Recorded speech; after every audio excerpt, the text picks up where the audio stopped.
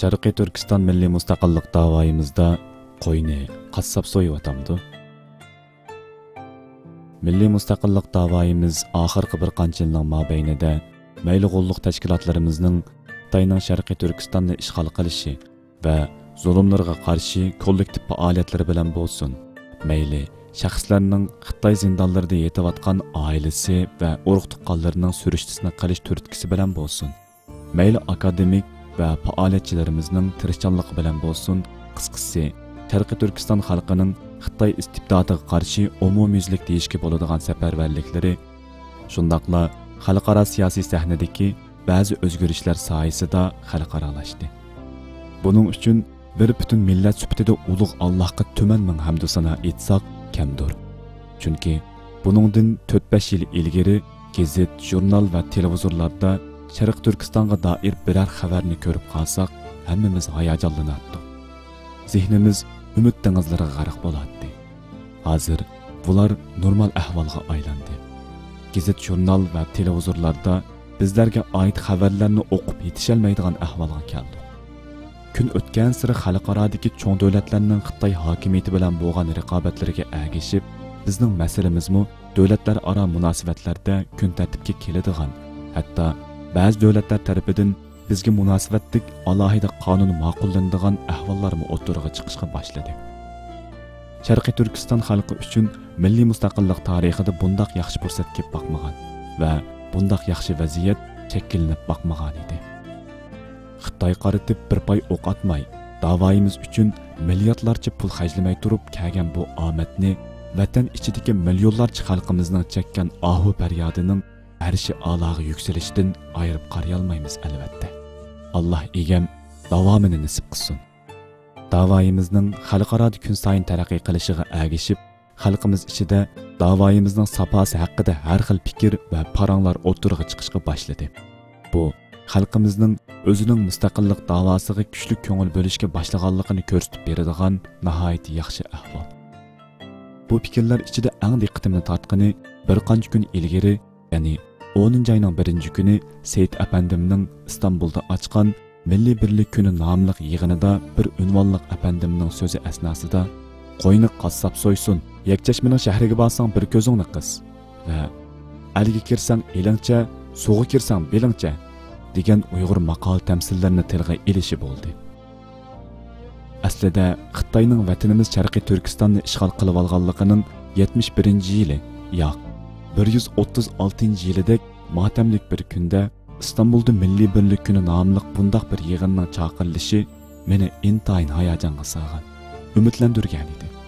Men bu yig'inga bevosita berib qatnashishga loyiq ko'rilib, taklifnoma avatilganlardan biri bo'lmaganligim uchun ijtimoiy uchur vositalaridan izlab yurib, oxiri yig'inning naq maydon to'r ulanishini tepib, astoydillik bilan ko'rishga boshladim.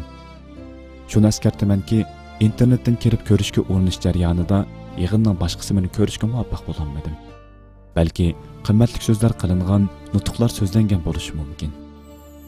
Men dal Sharqiy Turkiston rahbar raisi Muhiddinjon apandim so'z qilishga boshlagan yerdan tortib ko'raladim. Muhiddinjon apandim so'zida Seyit Efendimning samimiyatiga ishonib, Milliy Birlik kuni yig'iniga qatnashganligini, yig'inda bo'lsa ust birlik haqida so'zlarning qilinganligini, bu yerning motamlik kunda bundoq muhim gapni deyishning ham vaqti hamda o'rni emasligini, nurg'un tashkilotlarning bu yig'inga qitilmaganligini, naq maydon ekran oldi taratqularda e'lon qilishning da'voga foyda ilib kelmaydiganligini, ham xalqaro sahnada Xalqaro Sharqiy Turkiston tashkilotlar birligi va Dunyo Uyg'ur qurultayidek qo'lliq tashkilotlarning borligini, bu tashkilotlarning tashabbusi bilan 70 ga yaqin tashkilotning o'rtoqlashib shakllantirgan bir birlikning borligini, ular bilan birga oldin a'lo bu masalalarni yaxshi muzokara qilmayla, hopila-shapila ust birlik qurilgan taqdirdami, milliy davoni birlikdan bakrak bo'linishga ilib bordiganligini va bu so'rinning o'ziga uyg'un emasligini bayon qilgandan keyin yig'in ahlidan ruxsat so'rab, yig'in zalidan ayrildi. Xato ko'rmagan bo'lsam, Muhiddinjon apandimga ergashib, Isa Yusuf olib tikin vaqfisi raisi Ömerqul apandimni yig'in zalidan ayrildi. Aslida Muhiddinjon apandimning yig'inning samimiyatsizlik ichida ichilganligini ilgari surish bilan tangla beshimga qaynoq suv to'kilgandek bo'lgan edi.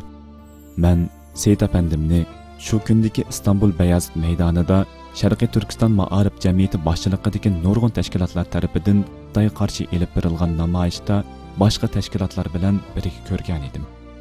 Aslida Milliy birlik kunini eng yaxshi namoyon qildigan yer shu Beyazıt maydoni bo'lgan edi.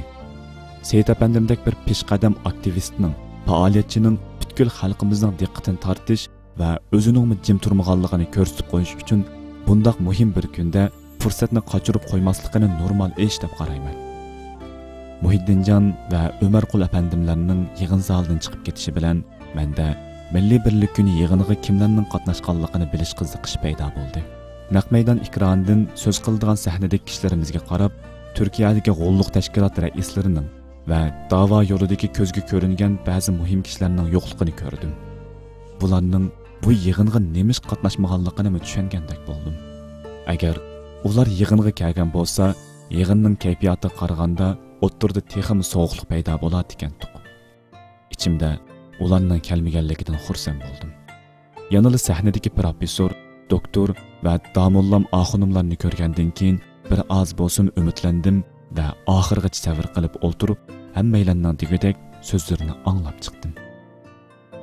Deyilgan gaplar asosan u yoqqa birib, bu yoqqa birib, yanılı usti birlikka kelib to'xtadi. Sorunda ahamiyatlik, foydali va yig'in ahliga ta'sir qilgudek javobga loyiq shuar xarakterlik so'zlar qilindi.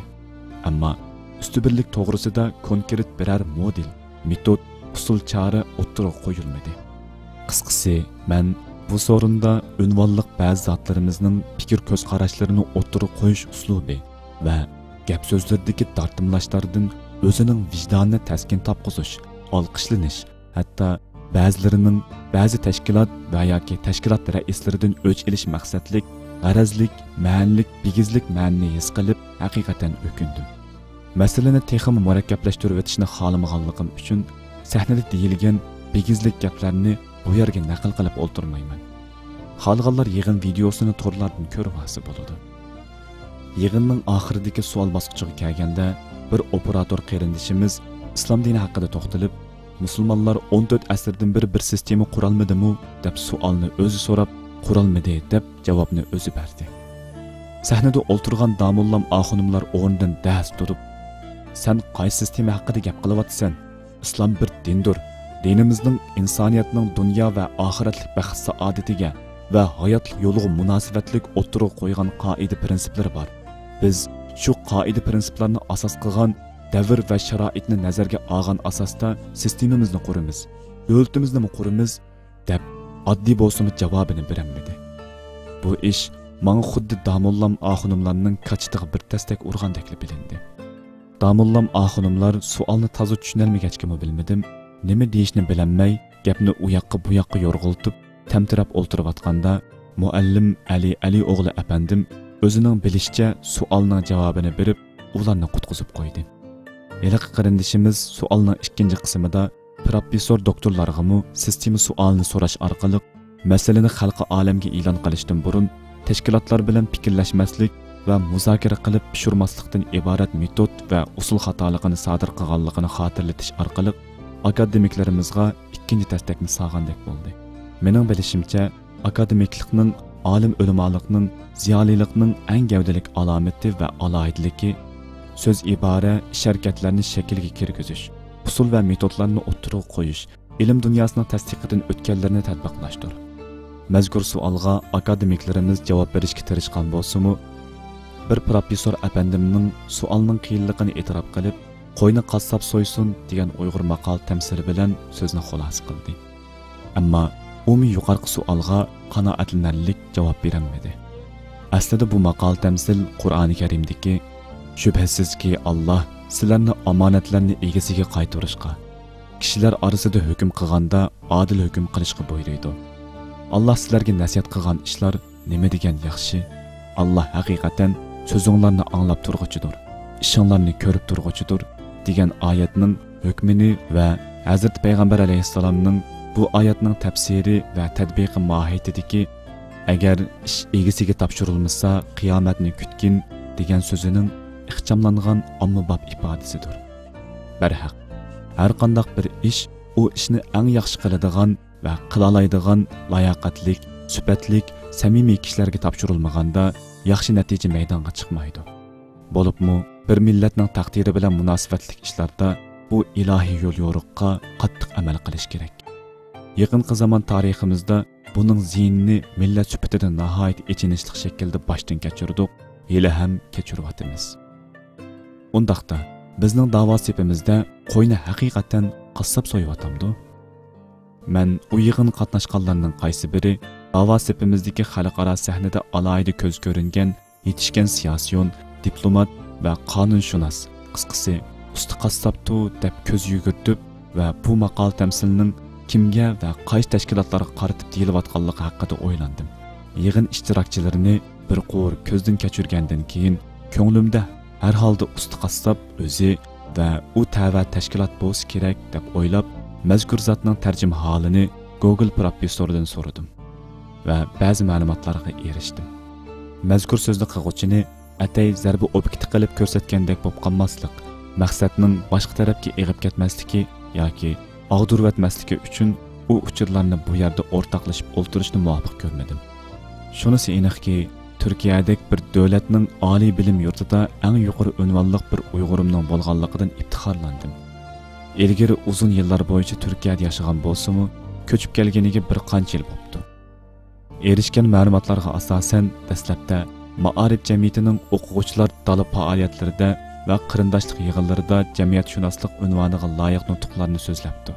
Asosan Chokolazı ochiq suvning foydalari, ziyonlari haqidagi so'zlari ko'proq inkas paydo qildi. Keyingi vaqtlarda bu haqda Facebookda ko'plab leksiya so'zlabdi. Bu muhojirat hayotimizda assimilyatsiya bo'lib ketmasligimiz va milliy da'voning salomatligi uchun muhim ishlarning biri hisoblanadi.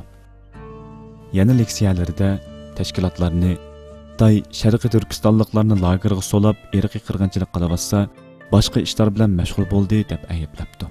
Biroq boshqa tashkilotlar tuturuqsiz ishlar bilan mashg'ul bo'layotgan lahzada professorimizning qanday konkret ishlar bilan mashg'ul bo'lganligiga doir uchurlarga erishaolmadim. O'ylanib qoldim. Hozir milliy mustaqillik da'vo yo'lida xizmat qilayotgan tashkilot va yoki shaxslar ichidagi usta qassob kim? İzlenişlerim natijasida bu akademik zotning na akademiklarni bir yerga to'plashga tirishib, bu sohada xizmatlarini qilib kelayotgan Uyg'ur akademiyasining na Sharqiy Turkiston masalasi to'g'risida dokladlarni tayyorlayotgan Uyg'ur tadqiqot instituti, na qarmog'idagi o'quvchilarga, a'zolarga leksiyalarni so'zlagan Ma'arif jamiyatining, na Sharqiy Turkiston vaqfining, na xalqaro e'tirof qilishga erishgan Dunyo Uyg'ur qurultiyining, na Sharqiy Turkiston surgun hukumatlarining birining la'nalarning a'zosi emasligidan iborat ochiq haqiqatdan voqif bo'lib o'kindim. Texim ichinishliqi begizlamagan tashkilot da'vo odamlarining asosan qolmasligimi meni chunqur o'yga soldi. Ammo qandoqli bo'lmasin qurdoshlari bilan mangdirayotgan bir to'r betining borligidan xabar tepib, xususan yuqorida ishorat qilingan professorning tekstlari mazmuni muhim deb qaragan joylari bo'lsa kerak. Har xil ranglarda bo'yalgan maqolalaridan birini o'qib chiqib, yoqamni tishlashga majbur bo'ldim. Yuqoridagi ranglik maqolani o'qigandan keyin shuni qo'shimcha qilgim keldi. Maqolada ismi ochiq oshkora tilga ilinmagan bo'lsa-mu, qarlash uchurgan Ma'arif jamiyati yaqinqi bir yil ichida Turkiyadagi Sharqiy Turkistonlik muhojirlarning xotirjamligini kafolatga ega qilish va fuqarolik ishlariga hamdamda bo'lish jihatda zo'r xizmatlarni qilganligiga hammamiz shahid bo'ldik. Burunqilar fuqarolikqa o'tishning Turkiyada qanchalik qiyin jarayonlarni besib o'tadiganligini, fuqarolikqa o'tish uchun kimlarning nimalarni qilgan va qildirganligini yaxshi biladi. Buni Ma'arif jamiyati emas, boshqalar qilib bergan bo'lsa, xalqimiz ularni beshiga elib ko'tarmasmidi? U ishni hal qilib berganlar xalqimizga nimalarni qildirmasdi? Millatiga mushundoq yaxshi xizmatlarni qilayotgan Ma'arif jamiyatiga qarshi ba'zi tentak nodonlarning chet elda turib olib, Akan qarg'ay hech kimdan qo'rqmaydi deb hasadxo'rlikdan to'qilgan bo'hton va satsatlarga bu apandimning radiya berish u yoqda tursin, onunga tankash qilib berganligi va ruhiy qo'shmoqlik qilganligini ko'rib hayron qoldim. Hatto men so'rash surishtirish jarayonida u maqol tamsilini bayon qilgan apandimning o'zining yeniga o'quvchilarni to'plash uchun vatandoshlik elib beraman deb o'quvchi bolalarning jadvalini to'playotganligidan xabar topdim. bu yerda shuni so'rg'im keldi. Bu jadval to'ldirgan o'quvchilarning vatandoshlik ishi qandoq bo'ldi? Qaysi tashkilot va kim ib berishga yordam qildi? Siz u o'quvchilardan pul oldingizmi? Yoki bu ishda sizga yordam qilgan tashkilotga pul berdingizmi? Yoki bu o'g'ri deb vaqirab qo'yib, diqqatni boshqa tarafga burib o'tish taktikasimi? Demak, Turkiyada usta qassob, ma'arif jamiyati va atrofidagi tashkilotlarmi emaskan. Uyg'ur tadqiqot instituti, Sharqiy Turkiston vaqfi va yoki Iso Yusuf Olibtikin vaqfimi emaskan.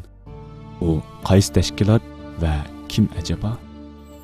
Mayli Turkiyada va yoki har qanday yerda kim bo'lsa bo'lsin, millatni birlashtirayli, davoni kuchaytirayli, birlikni saqlayli deydigan milliy mustaqillik da'vo yo'lida bir tal kesak bo'lsa-mu qoldirib ketgan rahmatliklarimizni minnat bilan yod etmay, uzundan beri millatga eng yaxshi xizmatlarni qilayotgan tashkilot, rahbar va a'zolarini hurmatlamay, ular bilan yaxshi aloqa o'rnatmay turib, har qancha usti qassob bo'lib ketsa-mu, ularni bir yerga to'play olishiga va ulug'vor shuar nutqlar bilan ustibirlik shakllantira olishiga ishonmayman.